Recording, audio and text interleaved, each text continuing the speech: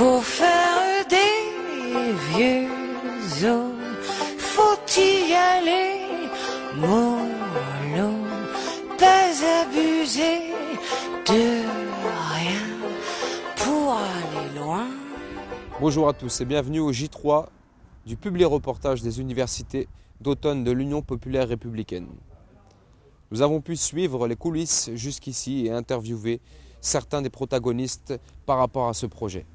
Nous sommes le jeudi 20 septembre et comme vous avez pu le constater, d'autres invités se sont ajoutés à la liste comme M. Étienne Chouard, M. Benajam et encore bien d'autres. La mise en place se déroule plutôt bien pour le moment. Et certains, voire la plupart des responsables, voient ici une réussite exponentielle, ne serait-ce qu'à travers la liste d'invitations, de réservations et d'invités. Nous avons suivi encore aujourd'hui toutes les équipes jusqu'à leur mise en place. Et croyez-moi, ce fut encore aujourd'hui un grand succès. Tu parles là ? Là, il n'y a rien, il n'y a pas de sortie. Hein ? Putain, ouais.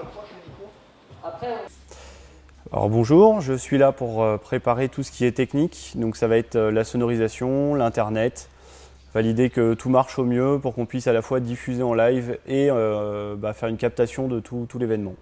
C'est bien enclenché, mais on va dire que là on a bien avancé la partie sonore et il faut qu'on ait fini la partie internet dans 2 à 3 heures. Donc câbler toutes les tentes, préparer un magasin. Et ensuite, on a toute la partie vidéo pour préparer le live, où là, ça va être encore un peu plus compliqué. Je pense que la journée va être encore longue. Je pense que ça va se finir tard cette nuit, mais on est venu pour. On fait tout pour que ça puisse fonctionner. Pour l'instant, on n'a pas encore fait les tests, mais je suis confiant. On a tout le matériel. On a la connexion Internet qui devrait suffire. On ne va pas diffuser en très haute qualité parce qu'on est assez limité en termes de débit. Mais normalement, pour moi, oui, on va assurer le streaming.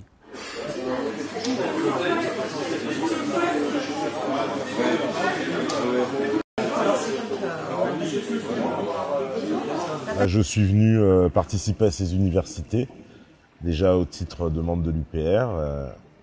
C'était tout à fait normal d'y participer.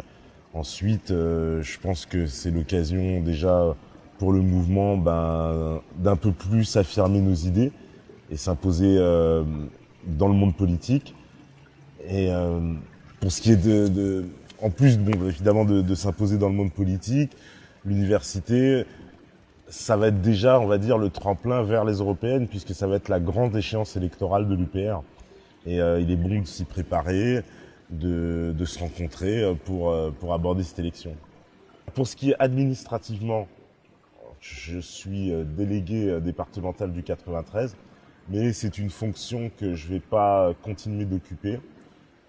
Donc pour le moment, mon poste n'est pas encore réellement défini, mais j'aspire à occuper d'autres postes. Donc ça, c'est des choses aussi qui vont se décider dans ces prochains jours. J'ai toujours participé, on va dire, à des activités qui étaient extra musicales, puisque c'était souvent des causes ou des revendications politiques. Donc c'est quelque chose qui était naturel pour moi de glisser vers un parti. Si maintenant ce mouvement il s'est fait vers l'UPR, c'est parce que au sein de l'UPR, je pense avoir trouvé un parti politique enfin qui est légaliste déjà, ce qui est très important parce que la plupart des partis politiques, ils ont l'habitude de promettre des choses sans savoir vraiment est-ce que c'est possible, est-ce que c'est réalisable, je veux dire juridiquement, donc techniquement. Parce que ça, c'est très important. C'est une partie qui est toujours occultée par les autres grands partis politiques, alors qu'à l'UPR, il y a un travail presque de pédagogie, je dirais presque de recherche, quoi. D'ailleurs, c'est une particularité des gens à l'UPR, c'est d'être très bien informés, en fait, par rapport à la situation. Et je pense que il y a quand même quelque chose qu'il faut admettre, c'est seulement si on est bien informé qu'on pourra faire face au problème. On ne peut pas ignorer un problème pour pouvoir trouver une solution. C'est clair. Il faut bien le comprendre, bien l'identifier et ensuite on peut trouver une solution. Et je pense que l'UPR, c'est le meilleur parti pour ça en France.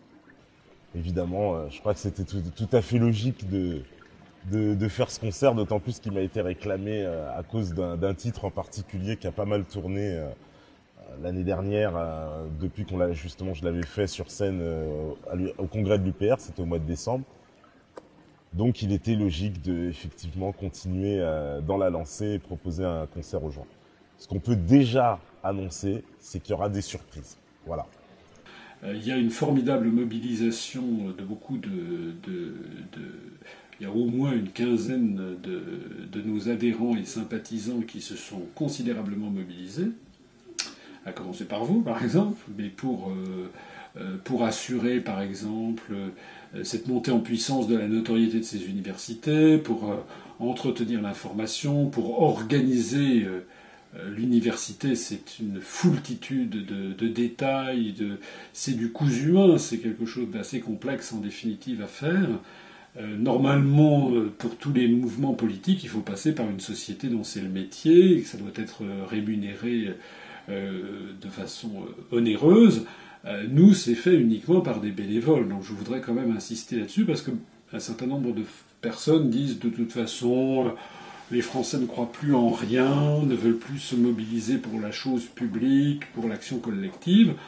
Là, je constate qu'au contraire, il y a une très très bonne mobilisation et je suis fasciné, le mot n'est pas trop fort, de voir à quel point des jeunes, des moins jeunes sont là à prendre des choses très très au sérieux. C'est très très, ça fait vraiment plaisir.